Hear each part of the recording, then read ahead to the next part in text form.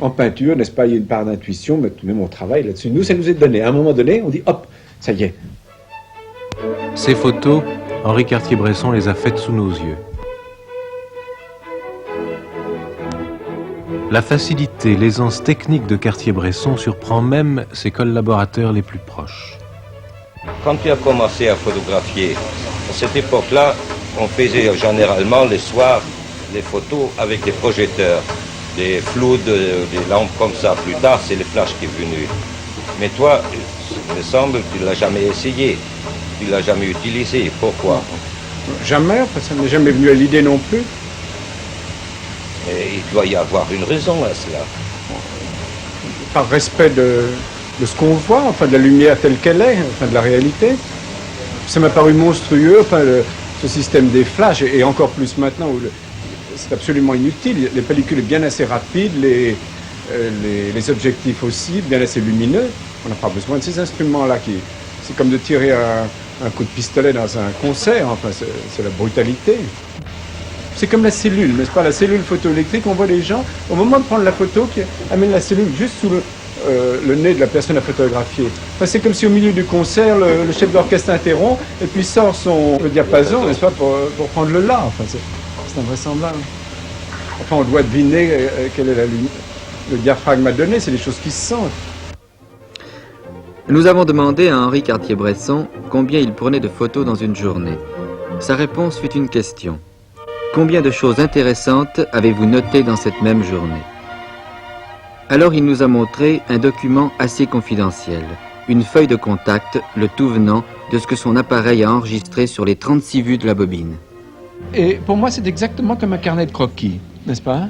C'est un croquis, n'est-ce pas? Bon, vous avez votre dessin tel que vous le souhaitez. Ça y est.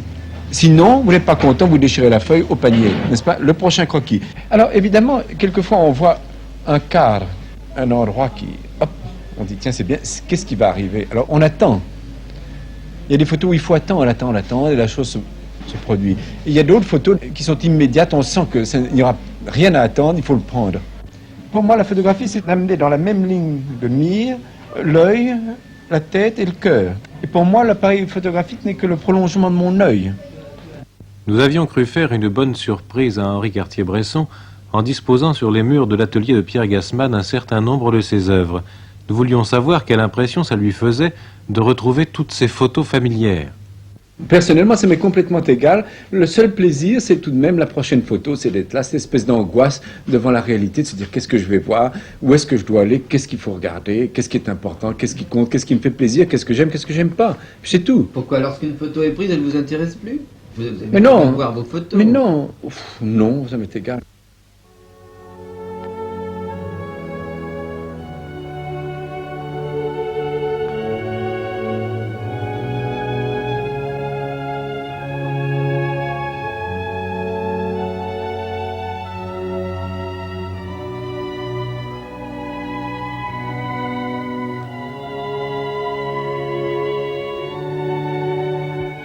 Pour faire une telle photo, il faut savoir refuser certaines facilités.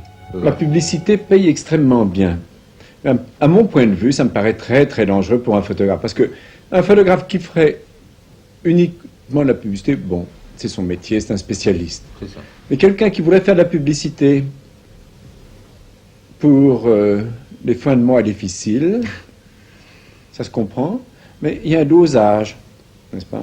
S'il en fait trop, eh bien, la main droite sait ce que la main gauche fait. Très bien. Elles sont liées.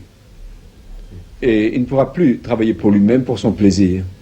C'est très grave. Ça entraîne aussi à une espèce de corruption. Il faut, exactement, parce qu'il faut croire dans ce qu'on fait. Comment est-ce qu'on peut croire tout de même dans la supériorité d'un savon sur un autre savon? Enfin, je m'excuse auprès de tous les savonneux de la Terre, mais tout de même, enfin, on est impliqué dans ce qu'on fait. On est impliqué, on croit dans certaines choses. Sinon, ben... Donc, quand Henri fait ses photos, il les voit, il vit les photos, mais ce n'est pas pour les avoir chez lui dans la collection, ni pour le vendre à un collectionneur, mais c'est précisément pour faire voir, pour parler à un public et lui faire voir ses impressions et ce qu'il en pense.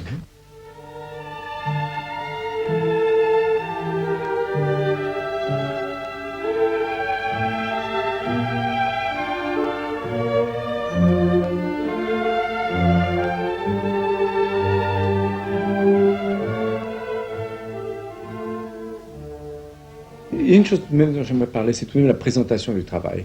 N'est-ce pas? Un metteur en scène donne une forme à son travail, n'est-ce pas? Un peintre aussi, un romancier aussi. Nous, il y a une succession de choses, n'est-ce pas, qui sortent de notre appareil. Et c'est tout de même, il y a les magazines, n'est-ce pas? Mais on est à deux, n'est-ce pas? Le metteur en page du magazine, qui a ses exigences, ses nécessités de mise en page que l'on doit respecter, n'est-ce pas? Ou bien le point de vue du magazine, n'est-ce pas? Bon, on en tient compte, ou bien on va ailleurs. Mais il y a les livres, n'est-ce pas? Et les expositions. Ça, j'ai eu de la chance de pouvoir faire des livres, n'est-ce pas? J'ai 2 éditeurs que j'aime beaucoup, avec qui je m'entends bien, avec qui je peux me chamailler comme... Ou bien les expositions. Et je trouve que les expositions où on invite 999 photographes à exposer 2 photos n'a aucune espèce d'intérêt. Parce que pour sentir le développement d'une personnalité, un point de vue, il faut beaucoup de photographies, n'est-ce pas? On devrait faire des expositions où il y ait 1, 2 ou 3 photographes avec un grand nombre de photographies. Et vous avez actuellement une exposition? Non, actuellement, enfin, j'en ai fait une qui était au pavillon de Marsan, qui est maintenant qui appartient à la Bibliothèque nationale. Mais je souhaite que les jeunes photographes puissent exposer comme ça, enfin qu'il y ait un endroit. Parce que tout de même le problème du marché, pour qui travaille-t-on? Où montre-t-on ces photos?